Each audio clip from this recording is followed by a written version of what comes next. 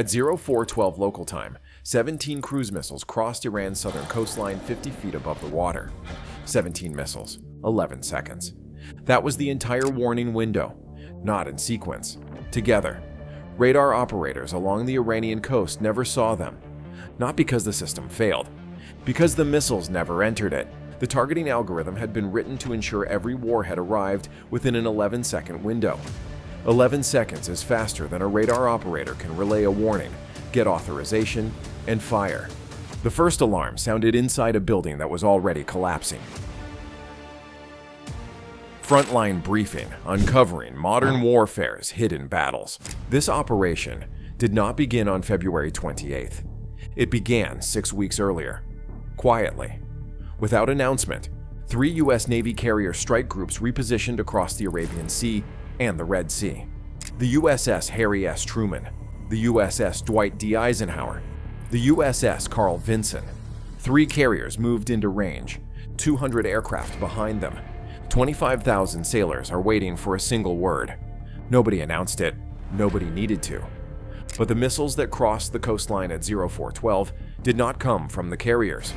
They came from below. 4 Virginia-class attack submarines, USS Minnesota, USS North Carolina, USS Indiana, and USS Illinois, had been sitting at operational depth in the Gulf of Oman for 11 days, running silent. Missile tubes loaded. Targeting packages are updated every 6 hours via an encrypted satellite link. At 0340, the launch order was transmitted.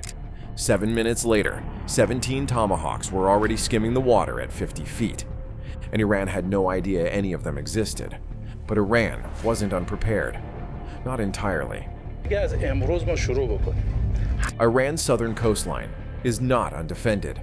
The IRGC has spent 15 years building overlapping radar coverage across the Strait of Hormuz and the Gulf of Oman. Layered sensor networks designed to detect a low-flying cruise missile at 40 kilometers and vector interceptors before it crosses inland. On paper, the system works. The Tomahawks weren't flying into it, they were flying around it. For 6 months before February 28th, EP-3E Ares reconnaissance aircraft had been flying legal patrol patterns just outside Iranian airspace, not collecting signals randomly, but mapping specifically.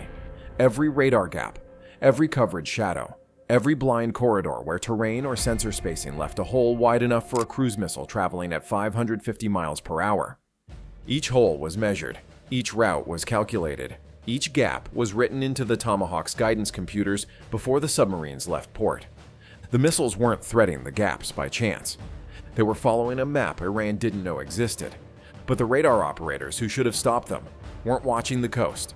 They were watching something else entirely. 40 minutes before the Tomahawks launched, 32 ADM-160 MALDJ decoys crossed the Iranian border from the northwest. Each one is the size of a surfboard, each one broadcasting a radar return engineered to look exactly like an FA-18 Super Hornet at combat speed and altitude. To every Iranian radar scope in the northern sector, 32 fighters inbound. The battery commander at the Qatam al-Anbiya air defense sector had 3 minutes to decide.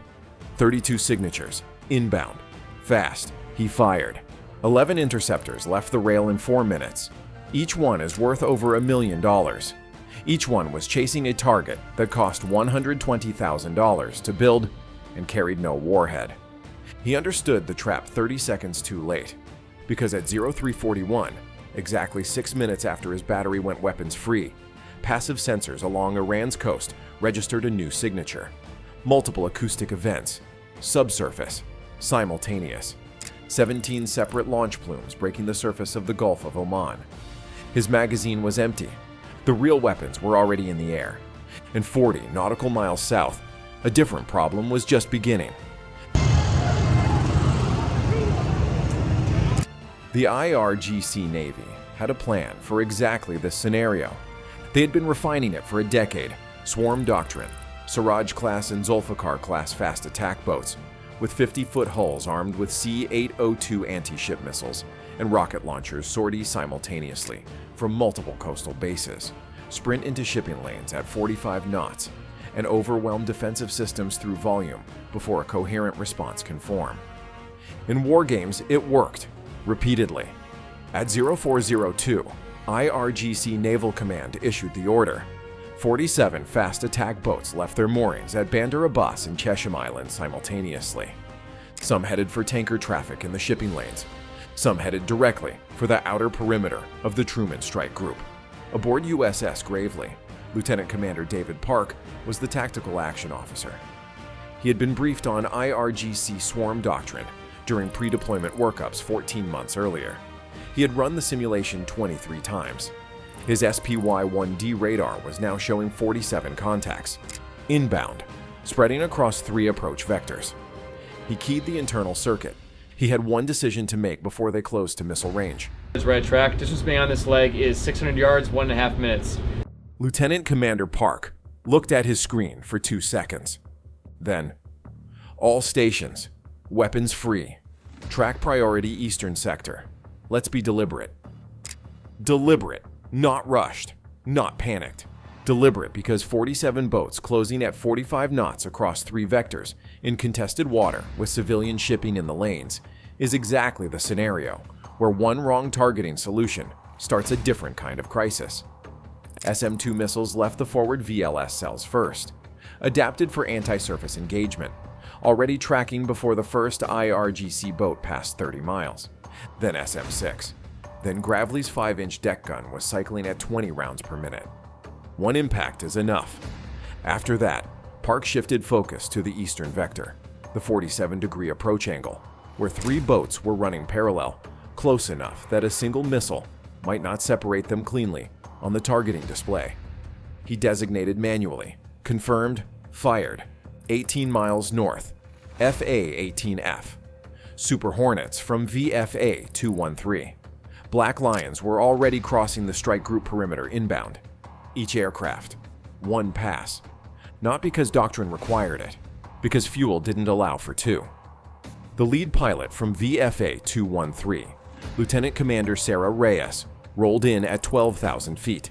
4 AGM-65 Maverick missiles, 4 designated contacts on her targeting display. She released in sequence 4 missiles off the rail in under 6 seconds.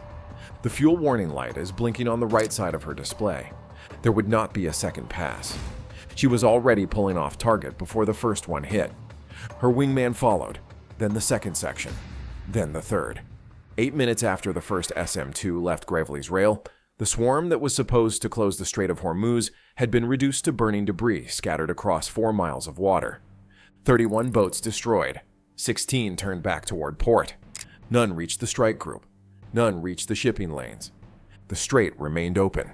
And 800 miles north, the 17 Tomahawks that had been skimming Iranian coastal waters for 47 minutes were 30 seconds from their targets.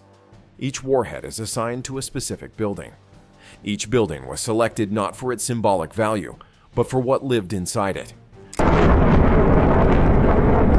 At 0412, the first warhead crossed the coastline north of Bandar Abbas.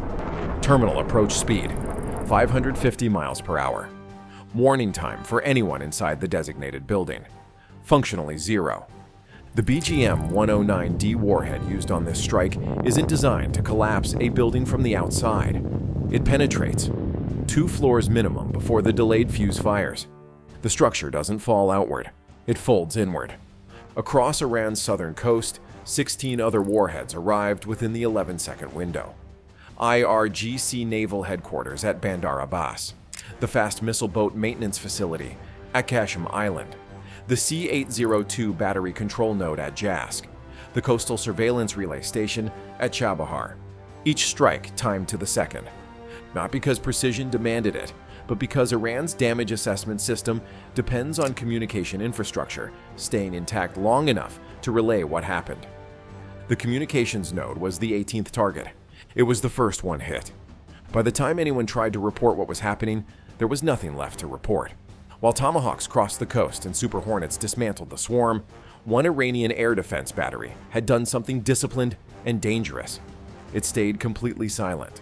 The Sayyad 3 battery positioned in the Zagros mountain foothills had not emitted a single pulse throughout the entire operation.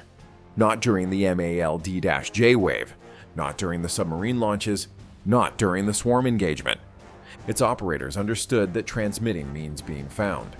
Silence was the only protection they had left. For 3 hours, 2 EA-18G Growlers from VAQ-132 Scorpions had been orbiting over international waters, saying nothing, doing nothing visible, just cataloging. The ALQ-249. Next-generation jammer doesn't only jam, it listens. Every Iranian radar emission, every frequency, every power level recorded and tagged. For 3 hours, the Growler crew had been building a precise map of everything still active in the southern sector. One system wasn't on that map, the Sayad-3 battery. And then, at 0418, a second wave of carrier aircraft crossed the coast. The battery commander looked at his screen. He made a calculation. The Sayad-3 battery commander's calculation was simple. If he stays silent, the aircraft completes its strikes and leaves. He survives. Iran loses the targets. If he transmits switches to fire control mode, locks on and fires, he might stop 1 aircraft. Maybe 2. He switched to fire control mode. Full power. Continuous track. The moment he transmitted, the ALQ-249 aboard the lead Growler registered the emission, frequency, power level, precise coordinates triangulated from 3 antenna arrays in under 4 seconds. Simultaneously, the Growler's jamming system flooded the Sayad-3's tracking frequency with enough power to turn the battery's targeting display into noise. The fire control solution that the operator had spent 30 seconds building collapsed instantly.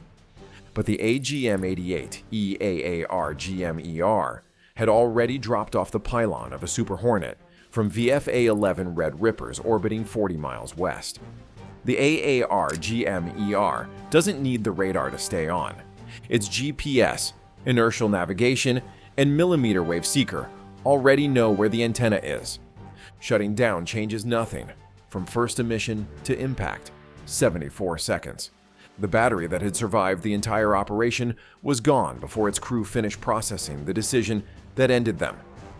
By 0500, the timeline had already locked in. The strait stayed open.